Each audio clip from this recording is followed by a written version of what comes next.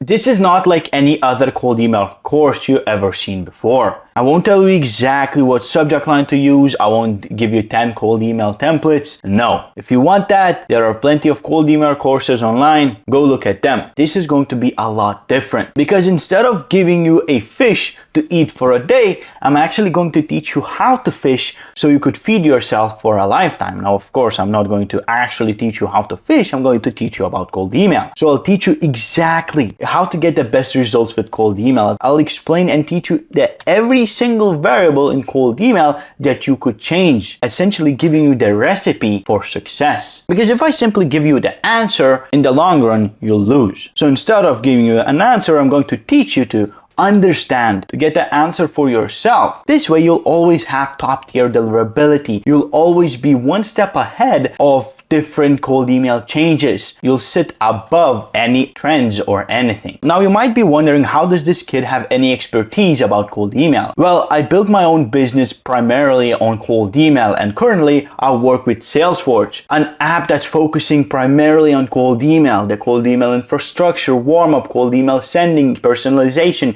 even AI SDRs like Agent Frank. So working with this team, working with the Frank, the CEO, with all the sales team, I constantly learn from all of their knowledge. I put it into practice, and that's why now I can share everything with you. So without further ado, let me show you and explain everything that makes up cold email. Now, we'll have a few different things. We have leads, the cold email copy, the settings and all. But of course, we need to start off with mailboxes and the infrastructure and all of that stuff, because that's what you need to start sending emails. So first, before you set up any mailboxes or anything, you need to figure out your email infrastructure there. So there are two options. You have two options. You have shared email infrastructure or private email infrastructure. So private is more for experienced people who already know what they're doing, because it's all just for you. The whole infrastructure is for you. While shared infrastructure like Gmail, Outlook, or Mailforge uses shared IPs. So you're sharing everything with other people. So if you fail, you're not going to demolish the whole cold email building, right? The whole infrastructure, the pillars, the foundation are held up by other people. And same thing is if other people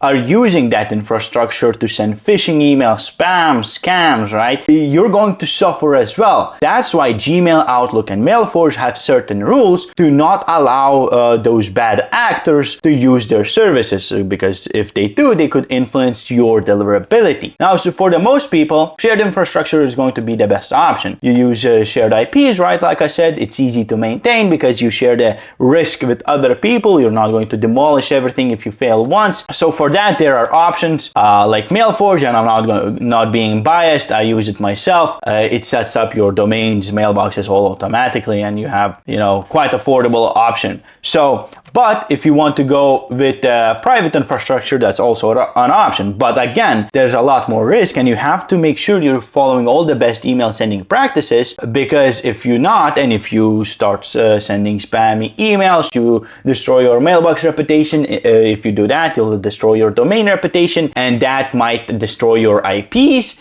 which will take the whole infrastructure down, right? All of your other mailboxes, other domains, everything, right? You want to make sure you don't ruin that, and you basically are following the best email sending practices, all the rules. You're not a spammer.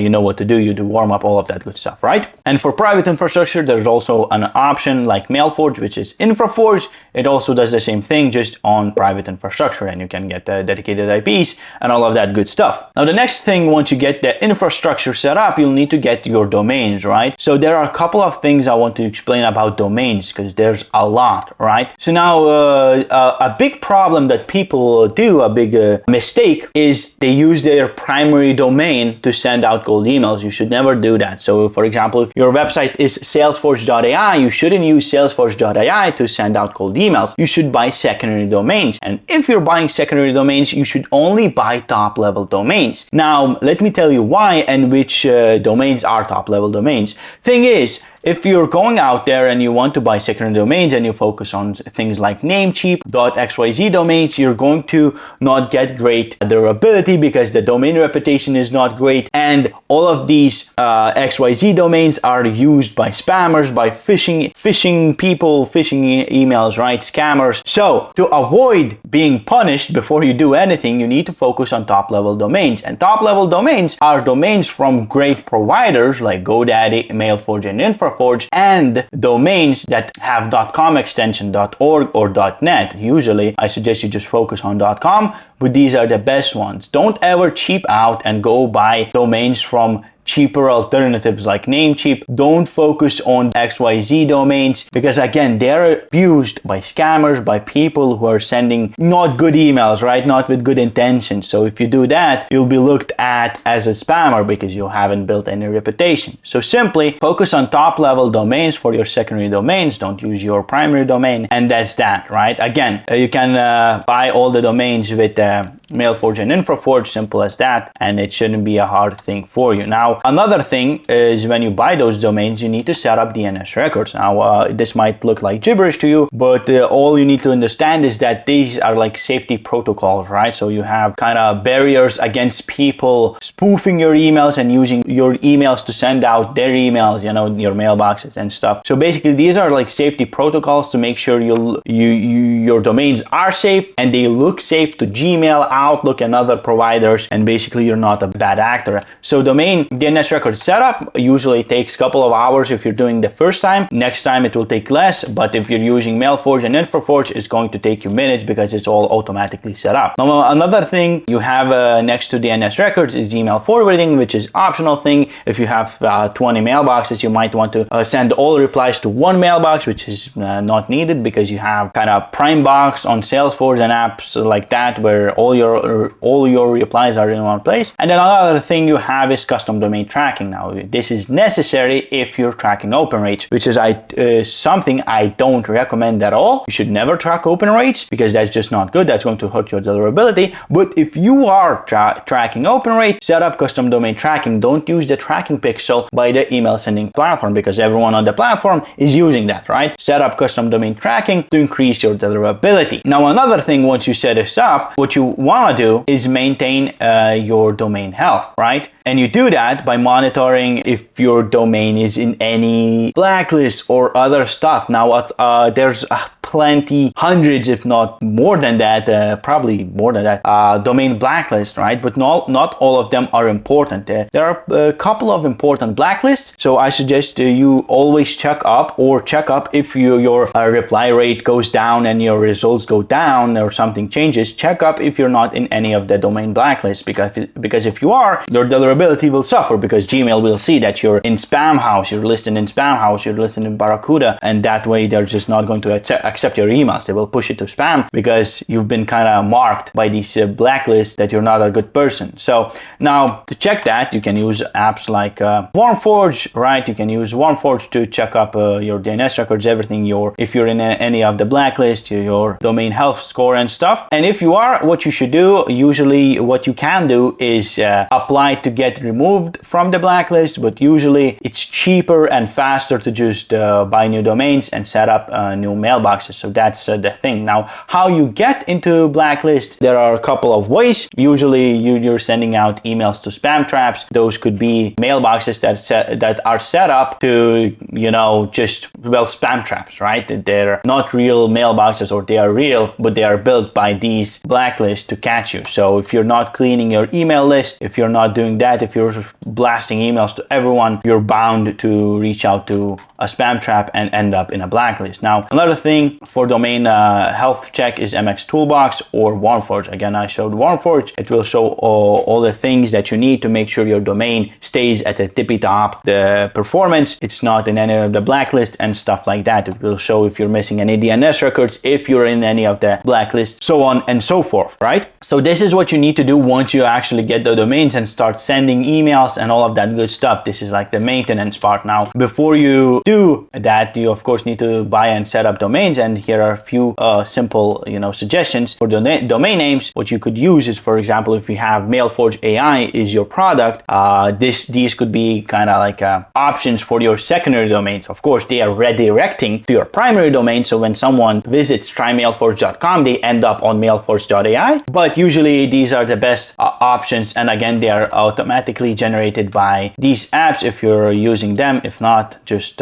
think of them yourself. Try Mailforge, get Mailforge, use Mailforge, test Mailforge, I don't know, all the good stuff like that, right? And now domain limits, usually if you're on shared infrastructure, you should go with no more than 2 to 3 mailboxes per domain. If you're using private infrastructure, maybe you can test out more, but basically this is the best email sending practice rule, right? You're not using 10 mailboxes per domain. And yeah, that's for domains. Now for mailboxes, now let's start off with the least important, the mailbox name. You can of course use your own name, all right, shorter versions of your name. I usually do just Simon and Sam because I do 2 mailboxes per domain. So all the domains have Simon, Sam, Simon, Sam, Simon, Sam. S is not a great option, which is just your name first letter, right? It doesn't perform well. And then you have another option. This is if you're doing scaling and you're doing a lot of cold email. You could test out female Latin names or male names or any other names to test out because they have shown actually a better reply rate, especially the female Latin names. So,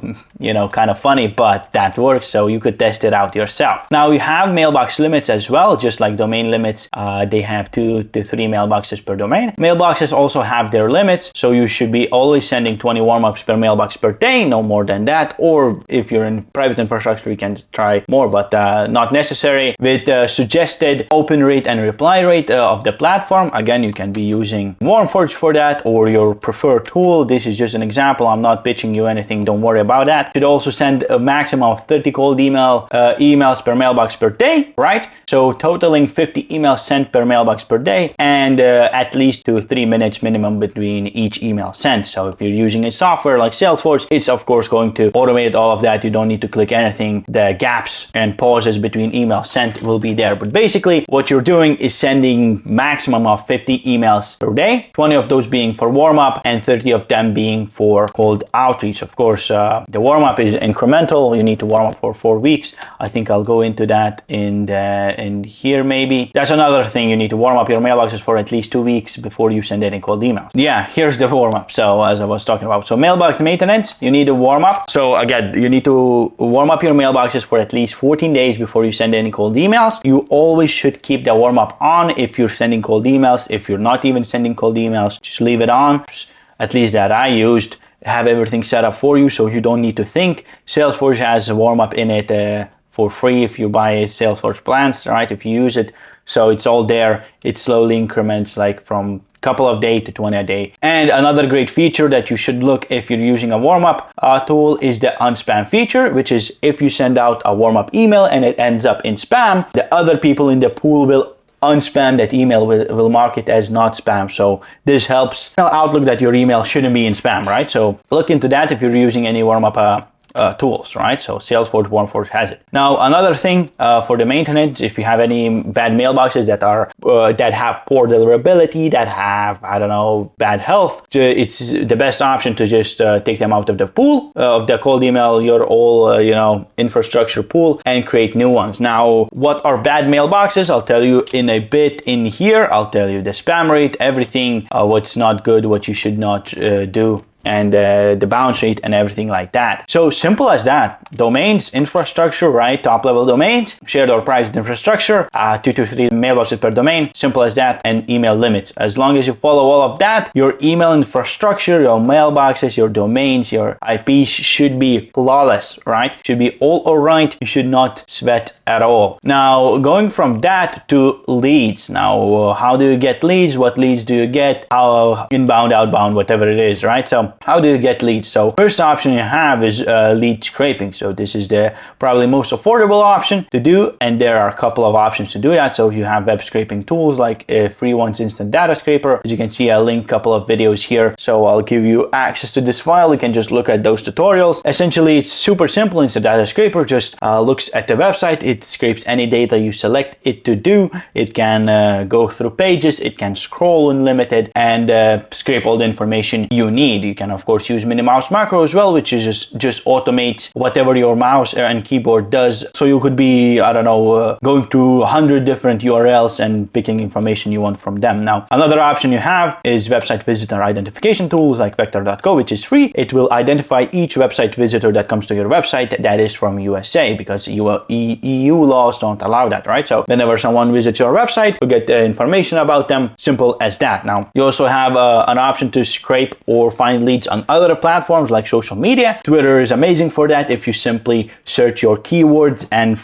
perhaps comment word or something like that, because there's a lot of posts going viral where people say, I got the best results with cold email, comment cherries and I'll share the strategy, right? And there's 200 comments. What you can do is search and find those posts. I think I have a couple of videos about that on the channel as well, and just scrape all the people in there and use to reach out to them. Instagram also super simple. I have a couple videos about that. You can just search Google to find unlimited basically profiles that include certain keywords and reach out to them. School is also another great option because it's becoming more and more popular. TikTok too, Facebook groups, and LinkedIn of course. Same rules kind of apply. You search for keywords, you go to groups, so on and so forth. Now you have also niched websites depending on your audience. So you can go to myip.ms to find e-com websites and scrape them. You can go to Product Hunt to find SaaS companies, apps, and all of that stuff. You can go to Yelp to find I think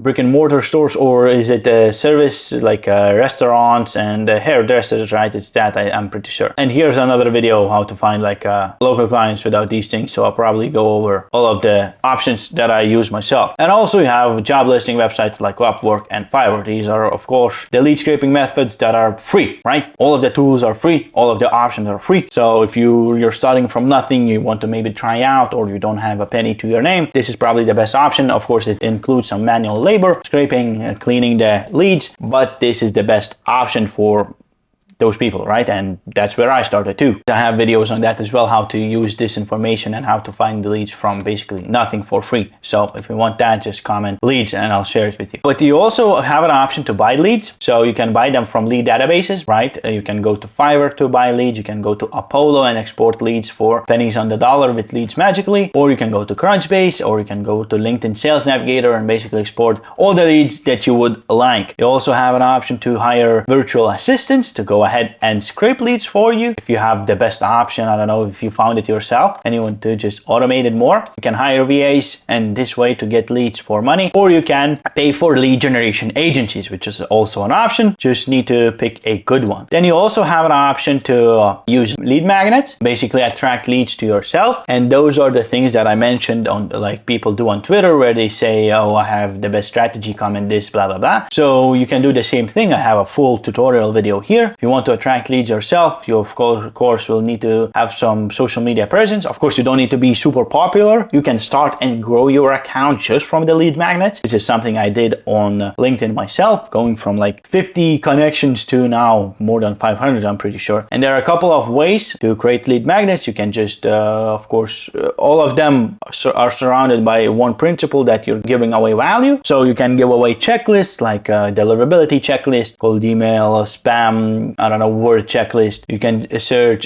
share something new you found, new tools, share news, or for example, what Gmail is doing to kill cold email or something. You can share tips and tricks. You can share case studies. Basically, that's almost endless, right? And then you have email validation, because again, you need to validate emails before you send and reach out to them. If you don't, you might end up in a blacklist. You're probably going to have a huge bounce rate, all of those things. So you cannot skip this. Email validation is crucial, because you only only want to be reaching out to valid mailboxes. So now there are a couple of ways to validate emails. There's a free email validation tool called Lumry. You can validate 1,000 emails at once for free. You can also do bulk email validation. I used to use bulk email checker. Now I use Salesforge email validation tool because it's all built into one platform. Again, I'm not pitching you one or the other. Use whatever is closer to your heart. Again, and then when you validate, you'll see a couple of types of emails. So you have valid emails, catch all emails, and risky emails. Now, so you should never reach out to risky emails because they could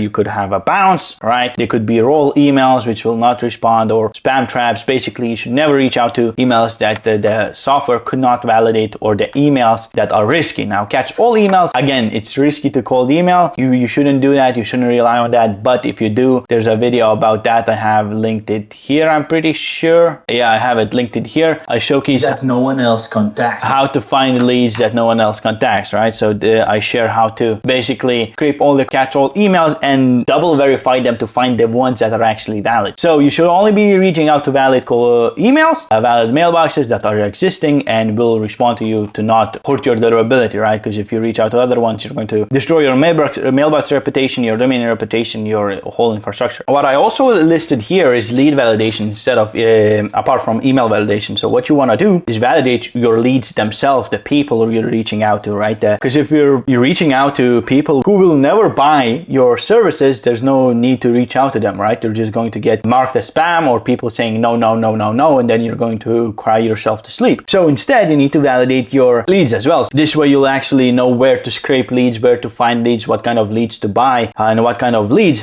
will have the best results, right? The leads that you should be reaching out to with the most buying potential. So to validate your leads, you need to look at a couple of things. You need to look at where they're from. So for example, usually people focus on USA because that's where the most money is. If you're targeting some third world country, it's likely that the companies there won't have a huge funds for your services, right? That just makes sense. The same goes with industry. If you're selling, I don't know, cold email, you're not going to be reaching out to brick and mortar stores probably, right? You'll be reaching out to agencies, to SaaS businesses, so on and so forth. And if you're selling cold email, you're not going to be reaching out to CTOs. You're going to be reaching to sales managers, maybe to CEOs, right? The decision maker of the company that's in charge of whatever your product does. So for example, cold email is sales. So you reach out to people who are in charge of sales and have the strength to decide for their company whether or not they should buy a new thing. Now, of course, you should also look at the company size, because some companies, if they have thousands of employees, they will not hire an agency to do content for them. They will just hire someone, right? Because why would they work with someone with an agency, right? They can just hire more people. Same goes with revenue. You have to make sure those people you're reaching out to have the money to pay for your services, and you have to make sure all of this information is up to date, because I've seen a couple of times people just look at irrelevant old data, reaching out to bankrupt companies, which is not an option again. So that's what goes for leads. Again, you can buy leads, you can scrape leads, but whatever you do, make sure you validate the emails and you validate the lead itself. You make sure the lead is someone who could buy your services, who would benefit from your services, and all of that good stuff, right? So now let's go ahead and continue with cold email copy, which is, as you can see, the biggest blob out of all of this stuff, because there are so many variables you can change and you could do. Now, if I'm thinking, when I think about it, you could probably just replace all of this with things like Salesforge, because it personalizes cold emails for you using AI, right? So you wouldn't need any of that. You wouldn't need to learn how to write the best cold email, how to write the offer, how to sell, how to stay away from spam words and all of that stuff, how to spin tags. So you could probably just do that or use Agent Frank. But for the sake of the video, let me just explain how to actually write it yourself if you were going to, or just so you would understand either way what makes a great cold email, what makes a great offer, and what pushes cold emails to spam, what you should do and shouldn't do. So now we're going to focus on the copy. First, before you write the email, you of course need to write a subject line. So you have a couple of rules that I swear by, is you have to have your subject line pattern breaking to stand out from all the other quick question subject lines, right? And then it also has to be relevant to make sure your prospect knows what the email is about, because subject line is subject line. It's what your email is about. And that will help your prospect to find the email afterwards if they, read it and they go get some coffee or something. And it will also let them know what the email is about, spark their curiosity and all of that good stuff. Now we have some good examples and bad examples. Now I wouldn't say this is a good example at all. I would definitely change it now. I don't know when I did this, but this is not a good example either. What would be a good example is basically the subject of your email. Is it market research, cold email leads or leads for $1, whatever it is? Just don't use quick question. Don't add emojis. Don't lie that it's a reply, right? Because if you add Ray at the start of your subject line, it means that it's a reply. Now that's dishonest. Don't lie that is a pizza order, right? Don't add emojis. It is a pattern breaking, but it's not good. It looks like spam, right? Oh, this is an email. Look at it. No one does that, right? Just be a human. What kind of email would you write to your professor, right? If you're studying, you forgot what is for homework. Would you say quick question, first name, or would you say, you wouldn't even say, I don't know, professor name and your first name, right? I don't know what professor's name, Jacob and Simon. I don't know. You wouldn't say that, right? You wouldn't say the university name and your company name or whatever, partnership, right? These are not good examples. Excuse me for putting them here, but what you should do is just use the subject line for its purpose. Subject, simple as that. I'm getting mad. I'm sorry, but it's silly how people are using subject lines. Truly, just use it good and A/B test it. If quick question works for you, so be it. But just try it, please. Test out a couple of options and you'll see that it does wonders. Now we have rules for cold email copy itself, what you should put, what you should not put in the email. So let me go over that. Now, word limits, you have a couple of word limits. For subject line, it's best to have up to 4 words. Follow-ups, well, follow-up emails themselves, they can have any number of words because, you're sharing information, you're answering questions, you cannot limit yourself to that. And follow-up email deliverability is not influenced a lot if your initial email has great deliverability, right? If you already got the reply, if the conversation is going, you can send attachments, you can expand on your email. But for the initial email, you should focus around 20 to 60 words, because if you're sending paragraphs, no one is going to read that, and limiting yourself to 10 words, if that works, good, but how are you going to communicate your idea behind the email, share your offer or anything else, any information, right? Maybe it could work like, I don't know, but usually 20 to 60 words works best. Now, other rules is of course clarity. You want to be, you don't want to confuse your prospect, right? You want to be specific, and the specific means a lot of things. So for example, if I'm reaching out to people, when I was doing, and I'm still doing short form content creation, I used to say, I will get you that many views, blah, blah, blah. But I found out that no one cares about views. That's not specific. What you need to share is conversions. What you need to share is how much money you will make your prospect, because no one cares about going viral if that doesn't make them any money, right? Maybe some people do, but essentially you need to be specific and use clarity as much as possible. Like instead of just saying, I'll get you 10 new clients next week, you could say, I'll get you whatever it is, like cold email reply rate boosted or whatever it is. Well, maybe mentioning the clients is better because it's more specific, it's the end goal, but basically be more specific about everything, about the end result, about what you're going to use, what you're going to do. Of course, you're not going to put everything into one cold email, but I'll share some examples, you'll see what I mean. And relevance, again, be relevant to your prospect. Make sure you're reaching out to prospects that could use your product. That's why we validated them. Make sure you're solving their pain points, not your own, which is your own is just to make money. That's all you care about. That will seep into your cold emails that you write, right?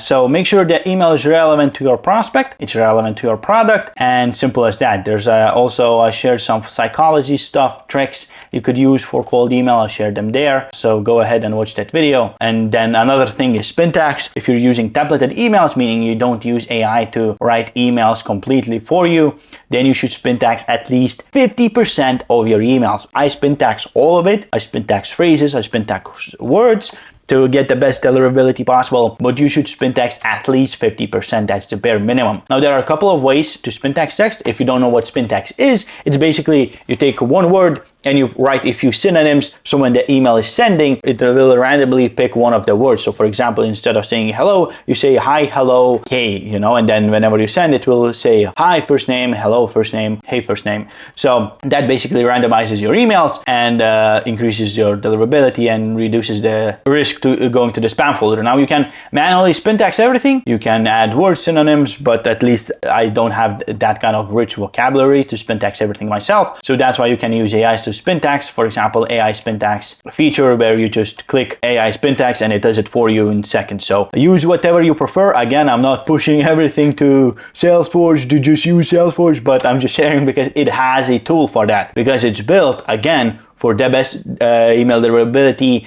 for the best results. So, I mean, I cannot not share it. So this thing, again, you can do it manually or use Salesforge. Another thing is spam words. So if you're using commonly used spam words, you're going to trigger basically the limits or filters set by Gmail, Outlook, and service providers that monitor all the words you use and stuff, because these words are used by spammers, you know. So if you use the same words, the email service provider might think, okay, you are probably doing the same thing. You're a spammer, you're a scammer, you know, that's a phishing email. So to make sure you don't do that, go to Mailmeter Spam Checker, or again, Salesforge Spam Checker, and you can check all the email, the words will be highlighted for you. You'll get a spam rate evaluation of if your email looks like spam or not, and you'll have like suggestions what to change, and again, words highlighted that you should change before you send out any emails. Now the tone, it really just depends on your brand. You can be playful, witty, formal, informal, whatever it is, your brand, right? Doesn't matter. Apart from that, of course, sometimes being more human than a formal robot works better. But again, it depends probably from niche to niche. So try it out. In fintech, I would be more formal than in content creation, right? So there's that. Now links, you should not use any emails, any links in your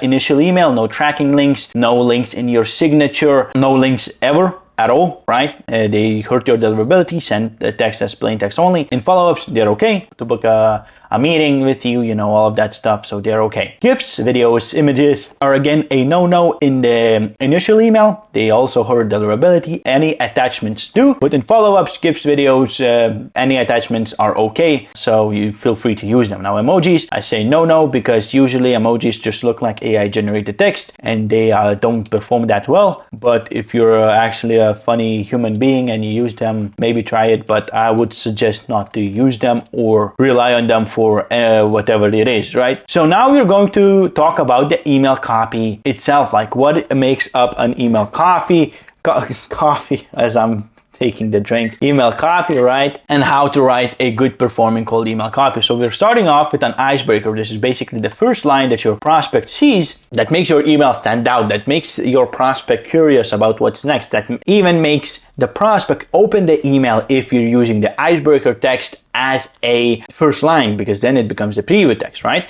So all icebreakers are usually personalized lines. Now you can custom variable personalization, which I wouldn't even say that's personalization. You basically just personalize the text based on your lead's information, like location, company name, first name, you know, like, hey, John. That's just the bare minimum you should use. And company name, good work at company name, that's not the great personalization, you know, everyone does that. That's probably worse than not doing anything. So I wouldn't suggest you do that. What I would suggest is do full personalization, which is, for example, writing sentences yourself. So you go ahead and learn about your prospect, learn about their company, look at their LinkedIn, see what they're doing, see what, hey, they have done this quarter maybe with their company, and write something honest about that, right? Of course, don't compliment everything. Don't say, oh, you're doing great at company name. That will not work, but write something personal that includes, write something honest that's personal to the prospect. Like if they're a coffee drinker, if they share a lot of memes, whatever, just mention those things and maybe something about yourself. Oh, great memes. I use them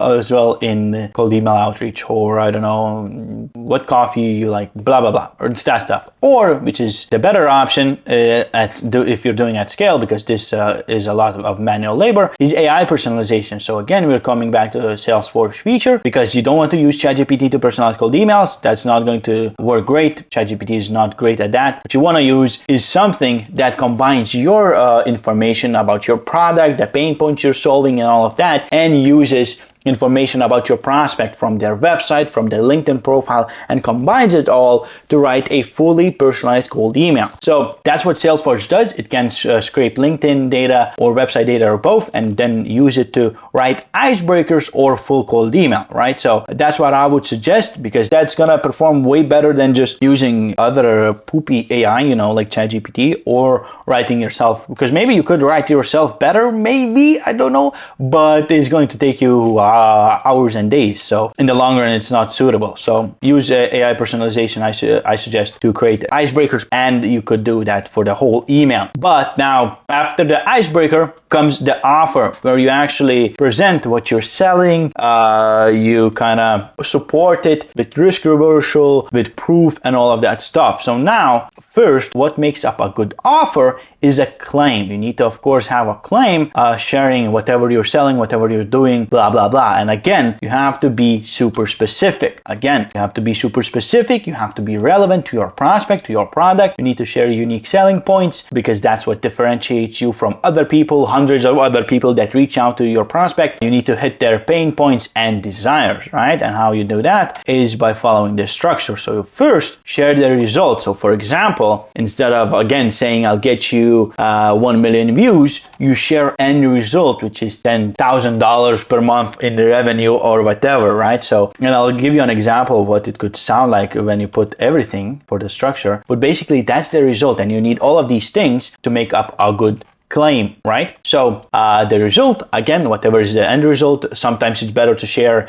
the end result in money collected, cash collected, or sometimes it's better to result in whatever your service does. So for example, if you're doing cold email, you could say, I would get you 8% reply rate, because you're not in charge. You cannot determine how many calls will they close from this reply rate, right? So you're not really have the strength. You're not in charge of the outcome of the money they will generate, because if you get them 8% reply rate, but they close 0 deals, that's not on you. You got them the 8% reply rate. So often you play between these two, right? Either money or the end result. Because if you said, I will send you 1,000 cold emails, I don't care. How many replies will I get? That's what I care. How many booked calls will I get, right? That's what I care. I don't care about how many cold emails you can send to me. So that's why you should focus on specific end result. Now, again, what you should also share, the vehicle, how you're going to get to that result. So if you're getting to 10K per month, are you going to use short form content for my company? Will I need to run ads? What is it, right? The vehicle lets your prospect know what will they need to do. So for example, I'll get you 20 booked calls with cold email, right? So I know that you're going to be using my domains, my secondary domains, my mailboxes, or you will set them up. If you do that, I need to make sure the branding is good, yada, yada. Now, if it's content marketing, I will probably need to film content, or you will film content, right? You basically let the prospect know what you're going to do to reach those results, those promised results. Now, some of these things, you can leave them out to spark curiosity, to basically start conversations, but basically these are what make up the great claim. Now, of course, you also have time frame, because you need to mention that if you're sharing a result that you get me $10,000, I would like to know how long it's going to take. Because if it's going to take 5 years, I don't really care about that. If it's going to take a month, oh wow, then amazing, let's start working ASAP, right? So let the prospect know how long is your stuff, is your vehicle, or your whatever you're doing, your strategy will take for you to see those results, to see this. Because if you don't put any expectations, any deadlines, that's not great. Prospect is sitting in confusion. They don't know what's happening, what will happen, right? And then the effort, you don't have to use it always. You can use it, but that goes with the vehicle. So if I'm sharing content marketing and I say done for you, the prospect will know they won't need to film any content. I will do everything for them. And if I say the DIY, do it yourself, they will know that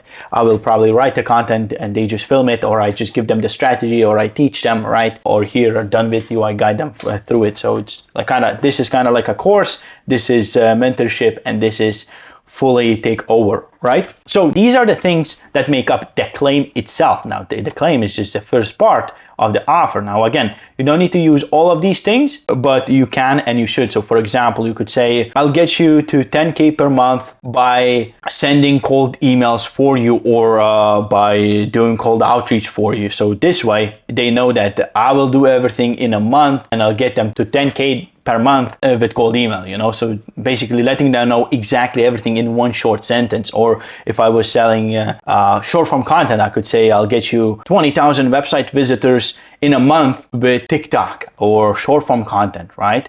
And saying I'll get you. So that lets them know that I'll do everything. 10K visits, that's the thing that I'm in charge of, because I'm not in charge of their page conversions, right? I'll get them people to their website. Their vehicle is TikTok, and short form content, and time frame is a month, right? So basically you do that. This lets them know everything they need to.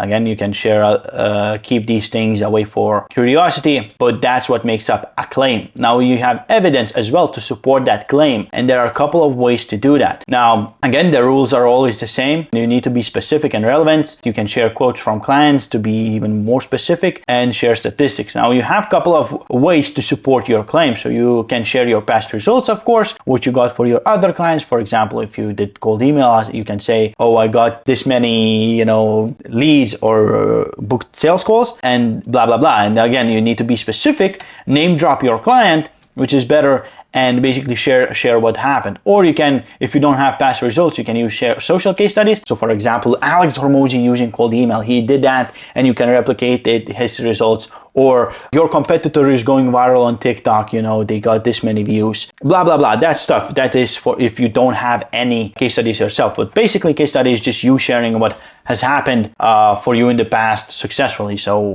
whom did you help get the X, Y, and Z results? You have to be specific, share exact numbers, exact statistics, and the exact name of your client. Now, testimonials are basically videos by your clients where they film themselves. They say, blah, blah, blah, this guy, Simon, helped me get 1 million views a month on TikTok, blah, blah, blah, right? You should only send them in follow-up because, again, you shouldn't send any attachments in your initial email because it will hurt deliverability. So you should only use them in follow-up emails. So later on, you can add them in. Everything doesn't have to be in the initial email, right? But evidence is crucial to support, to make sure that your prospect knows that you're not just pulling stuff out of your bum and that you actually know what you're talking about and that you can actually deliver on the results. Now, of course, even if you have a great claim and evidence, your prospect might still not trust you. They might still think you're not going to deliver on the results, and that's okay because they don't know you.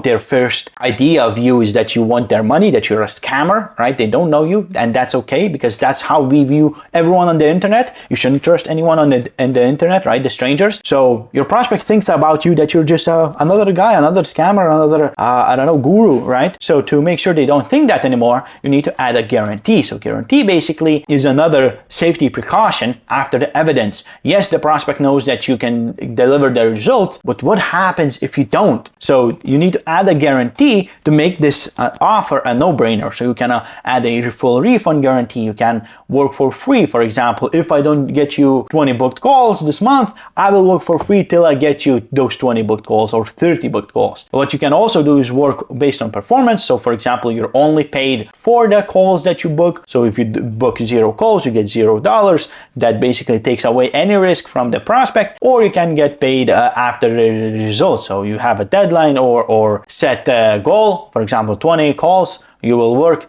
only after you get those 20 booked calls, then you'll get paid, basically. Again, taking all the risk away from your prospect and putting up on yourself, which you should be doing because you're selling your services, you're selling your stuff. You should be in charge of it. You should, take care of it. The prospect shouldn't be the one who's risking all of his life savings or all of the stuff to work with you, right? You should be the risking one. And now we also have CTA. So CTA is a call to action. So what the prospect should do now, once they read your email, they know everything about you. What are the next steps? Do you book a call? Do you visit them? Yada, yada. So now, thing is, there are two types of CTAs, soft CTAs and hard CTAs. You should never use hard CTAs in your initial email, like asking prospect for a big investment, right? So like, come talk to me, for 15 minutes tomorrow, please. That's asking a stranger to talk to you for 15 minutes where they know that you're going to sell something. How bizarre is that? You shouldn't be doing that at all ever in the initial email. Like imagine you go outside, you walk on the street and someone says, here's my liquid detergent, you know, do you want to talk about it for 15 minutes? No, you're not going to give your 15 minutes of your time to some stranger who you know is going to sell you liquid detergent, right? The same goes in cold email. These people know that you're selling stuff. You don't outreach just to ask them about their day, right? So if you're going there and you're saying, I can get you 20 leads, let's talk tomorrow at 2 p.m. No, or send me your Calendly, or book a call here. No, you cannot do that because you're asking too much from your prospect. What you should do instead is use soft CTAs in your initial email. Those are basically simple open-ended questions that your client cannot answer, or simple yes or no questions that take no effort to answer, right? So for example, you share, okay, I got this client this many results. Do you want to learn more about it? Do you want to see a video about it? Do you want me to share the strategy with you? It takes them 3 seconds to reply. And that starts a conversation, which what you want to do, start a conversation instead of sell in the email, right? You're not selling it in the email. You shouldn't do that. You should sell on the call later on when you know you could solve the prospect problems, when you know they have a desire of those leads and booking calls or whatever, right? So what you do instead is you just start a conversation. You tell them, would this be useful to you? Do you see yourself using? Do you use alternative to this or something, right? You just spark a conversation. You want to talk to them. See what is it all about. Would they benefit from your services? You don't know that. You can guess, but you don't know yet. So you just start a conversation. You talk to them. You see that, okay, they're doing that. They have some misconceptions about your niche, right? They say, oh no, I tried TikTok. We went viral or whatever, but we didn't get any sales. And then, now you're talking to them. Maybe they're right. Maybe you cannot deliver the results for them. Then you just say, okay, bye. You didn't waste any of their time. But if not, you can say, oh, maybe you use that strategy. That's outdated. You should use this one. Here you go. Full blueprint. Do you want me to guide you through it? We can talk about it. He says, yes. Okay. Would you want to hop on a call? Blah, blah, blah. Right? Simple as that. That's what you want to do. You don't want to try to kidnap them and talk to them. Well, that's what makes up the offer itself, right? The whole cold email, right? The offer is here, the icebreaker. Now we have some rules and other things. So after the email comes a follow-up, right? So we have a couple of follow-up. First, have a follow-up that comes after you don't get a reply, right? And you have a couple of them and a couple of rules. So you should maximum send 2 to 3 follow-ups. Don't send 6, 10, 20 because the results just diminish. So you should be sending, like if you're reaching out to a prospect, it's enough to send 2 to 3 follow-ups because if they don't respond to that, the better use of your email capacity of sending the emails is to reach out to new people, right? To not just follow up because you're going to get pushed to spam. They're not going to like you at all. You're a spammer. So send 2 to 3 follow-ups and go on to other people. You can reach out to the same person in the future again. So don't worry about that. And another thing is you should send follow-ups like 3 to 7 days between them. So simple as that, right? Simple rules. 2 to 3 follow-ups. Don't send more because there's basically diminishing returns. There's no use. You should better just go reach out to new people and send follow-ups in this business days time frame, right? Now, there are a couple type of follow-ups. The ones that work worst is the simple bumps, like just following up, just pushing the email to the top of the email inbox of your prospect. Of course, they're super simple. They don't do anything. And you have personalized memes like images or GIFs, super simple to create. I have shared them in the past. You can personalize them. I mean, you should personalize them and send memes and they work great. And you also have looms where you just share probably more in depth of whatever you said on the email or share some value, which I want to talk about that too. Is value is you're essentially sharing anything that could be useful in the niche that's relevant to your prospect. So client acquisition, cold email, yada yada. So the freebies are actually very similar to your lead magnets. So you have checklists, case studies, testimonials, information, right? Anything, news, blah, blah, blah. So you could just reuse your lead magnets for this or reuse this as lead magnets. So basically you're sharing value instead of simple insufferable bumps, just bumping this. No one wants to see that. Instead, you're sharing like a checklist, you're sharing a case study, you're sharing something valuable that the prospect could use, walk away with, and be happy with their smile up to their ears, right? So those are the types of follow-ups for whenever the prospect doesn't respond to you yet. Now, after the follow-up, it's a lot different. You should be following up as much as needed to get the reply. right? That's at least what I'm saying, what has worked for me. So you got a reply, the prospect told you, okay, maybe I am interested in a call, but they don't book a call, they don't respond later. You should reach out to them every now and then. Don't reach out to them every day, with the kind of increasing increments of waiting between each email. And you should reach out to them till you get a response, whether it is a no or a yes, it doesn't matter. You don't want to sit in confusion, think, okay, maybe that prospect, I don't know, will they buy my product? Will they not book a call? I don't know. You cannot sleep with that, right? With those thoughts. So you should reach out every now and then, first maybe 2 times a week. For the first week, if they don't respond, then once a week, then once a month. But basically, you don't let them go. You reach out, you talk to them. Again, that's what I'm saying. Be persistent, but don't spam. You don't want to, I don't know, come and knock at their door, show up at their work, leave comments under their LinkedIn post saying like, hey, please respond to me. No, you don't want to do that. Just follow up, be persistent till you get the response, but don't spam them, right? Simple as that. Now, some things, if you're sending templated emails, this is kind of a template. You can set up templates to you use them to be more efficient. You have initial email templates, follow-up templates, and reply templates. So you can use all of them to basically reply faster and set up sequences faster if you're not using AI. Now, you also have some things about the replies. So usually in replies, you'll be handling objection, like your pricing or your prospect using competitors, yada yada, all of that stuff. So you need to learn about objection handling even in email and in the call itself. So I suggest you take a look at this video where Alex Hormozian is handing me money, which is of course edited and that is fake,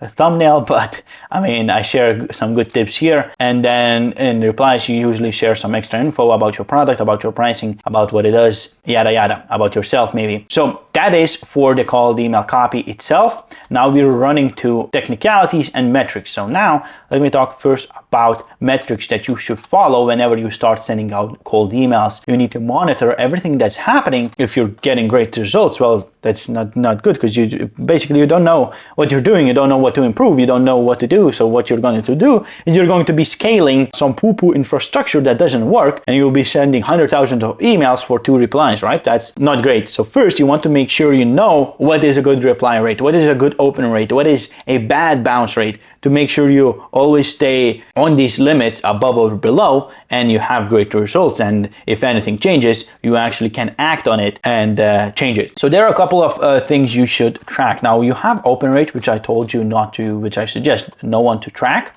But if you are tracking open rate, you should know that above 70% opens is a good rate. Above 50%, I wouldn't even say it's average. Maybe it's already bad. But yeah, you should focus on having your open rate above 70% easily. If you have anything below, work on your subject line, work on your deliverability, see if you're in any blacklist, see what's up, because open rate is influenced by a lot of things, right? Subject line, right? If your subject line is quick question, it will not get opened as often as a relevant and great pattern breaking subject line. You also have preview text, which I talked about, which is the first line of your text. So first you see the subject line, then the preview text, right? In the Gmail and everywhere, and then sending time and date. This is something you cannot influence. You know, some people, if you're sending emails while other people are sleeping or on weekends, you might get a lower open rate. So make sure you're sending in your prospect's time zone. But simple as that. Another things that will reduce your open rate is of course deliverability. If your deliverability is bad, no one will get the emails and no one will open them. So make sure you focus. If you're tracking open rate, which you shouldn't, make sure it's above 70%. I might even say above 80%. But if you're starting out 70%, just focus on that. Now, reply rate, good reply is 1 to 2%. If you're doing that, that's pretty good. Up to 5% is very good. And above that is, I mean, you're sleeping great, right? You're amazing. You're doing great. They're going to get a lot of calls, a lot of money. I bet you're sleeping with a smile on your face. Now, after the reply rate, you have something called positive reply rate, because not all of the people who reply will be willing to book a call, will be interested in your services. There will be people saying no, unsubscribe. You shouldn't be tracking out of office auto replies here as well. So basically, your positive reply rate of people that are willing to book a call to talk to you, who are interested, should be between 20 to 30%. Of course, the higher the better, but this should be a metric that if you're below it, you should I don't know, have a exclamation mark above your head and think what to do, right? So that's something you should track as well. Now, reply rate is influenced by a lot of things. Of course, deliverability and open rate. If no one opens, no one will reply. But you also have things like relevance, like CTA. We talked about the offer, the length, the format of the email, and personalization. So all of these things I talked about previously. So make sure you kind of follow them and make sure they're all good, because if you're not getting replies, maybe your CTA is too hard, you're asking them to book a flight to talk to you in person, no one is going to do that or something. So make sure you have a softer CTA, yada yada. Now we also have a thing called bounce rate. This is whenever you reach out to invalid mailboxes, your email kind of bounces, right? It goes away from that. So the higher the bounce rate, the worse. That's bad. That's not good. The not gooder, I could say. All right. So you want to always monitor your bounce rate. It should always be below 1%. Now, if it goes above 1% and up till 3%, that's not great. You should do something. Clean your lead list. Stop. Maybe pause the sequence, and you need to fix it. And if it's up to 5% or even 5%, stop everything. Do not demolish your email infrastructure. Basically, you're doing something wrong. You're reaching out to too many invalid mailboxes. You did not validate emails, or you used a bad email validation provider software, So make sure you always keep bounce rate below 1%. Otherwise, you could ruin your mailbox, your domain, and IP, everything, your reputation, right? And you're going to suffer. You're going to go to spam every day, all the time. So now you also have a spam compliant rate. This is basically how many people mark your emails as spam.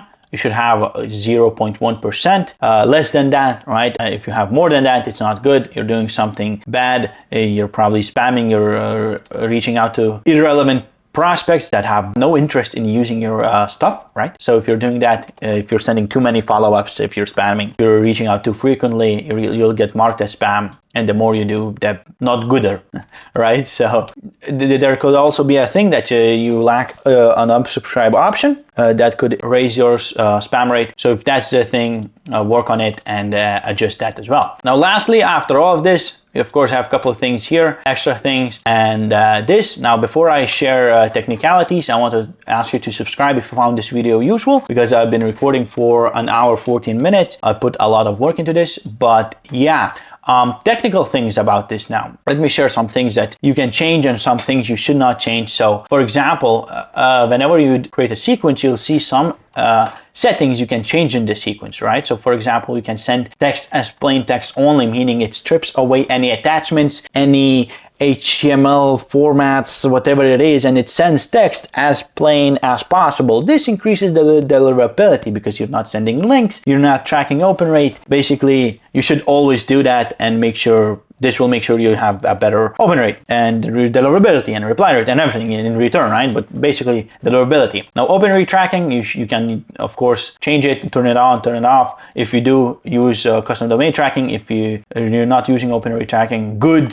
Congratulations. If you use plain text only, it will automatically turn this off, and you shouldn't be tracking open rates. You also have A/B testing, which you also should be always doing. If you're doing A/B tests, make sure you reach out to at least 1,000 people per test, because otherwise the amount of data is not sufficient enough to make a great decision. So if you're testing 3 subject lines, make sure you're reaching out to at least 1,000 prospects, right? So you can A/B test everything. You can A/B test follow-ups. You can A/B test subject lines. You can A/B test emails. For example, templated email versus a templated email plus icebreaker written by AI, or AI fully written cold email. You can A/B test different CTAs. You can A/B test different offers. Basically, all of this stuff. And you should, if you want to see what works better and keep improving. Now, you also have an option to use multi-language sequences. That's at least an option in Salesforge. I don't know whether there are other tools that do this, but what this does basically sends emails in your prospect's language. So for example, if you were reaching out to me, it would translate it to Lithuanian, because I'm from Lithuania.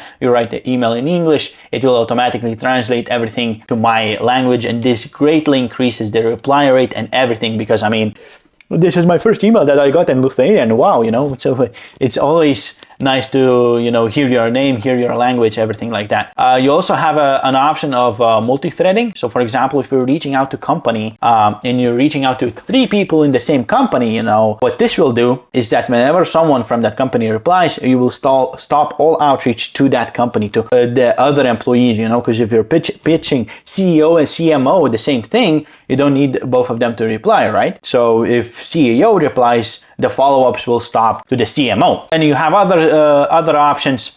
You can change a lot more settings. Of course, this is not all, but this is the ones I highlighted. You also have like a CC, BCC, all of that stuff, right? Now, settings on the platform that you should take a look at as well. This is like what kind of things the platform you're using has. Is what you need is ESP matching. Well, what this does is email service provider matching. So for example, if you have Gmail mailboxes, whenever you reach out to your prospect that has a Gmail mailbox, this email sending platform will use your Gmail mailboxes. This increases deliverability. Same goes with Outlook. You know, if you're reaching out to Outlook mailboxes, the email sending software will use Outlook mailboxes of yours, and that will increase the deliverability. So choose softwares like Salesforge that have this option as well. Mailbox rotation. This makes sure that whenever you're sending emails, you're not exhausting one mailbox. You're not just using it to send all emails. So for example, if you're sending 200 emails a day, you will use this mailbox for the first email, this mailbox for the second email, this mailbox for the third email, and basically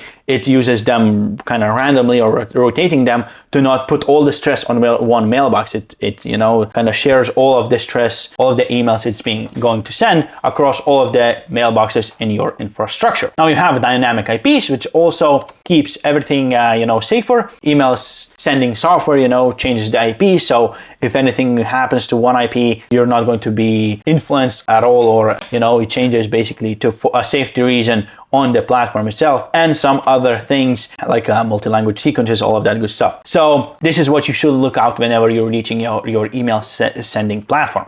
You also have the DNC list, do not contact list, and this is the list where you add all the emails that you don't want to ever reach out to. So example, your competitor emails, right? For example, people who told you not to reach out to them ever again and used a lot of F words. So you put all of those people in the do not contact list to basically let the software know that it should never reach out to those leads because you don't like them or they don't like you. Now you also have some things that could influence your results. Is having a social presence, because people Google your name, and following Salesforce tutorials, because we have a lot of good stuff here. So basically that's everything that makes up cold email, and if you don't do this, you're not going to win. So if you make it to the end, very good, and have a good one. Subscribe. Bye. I'm Simon. Bye.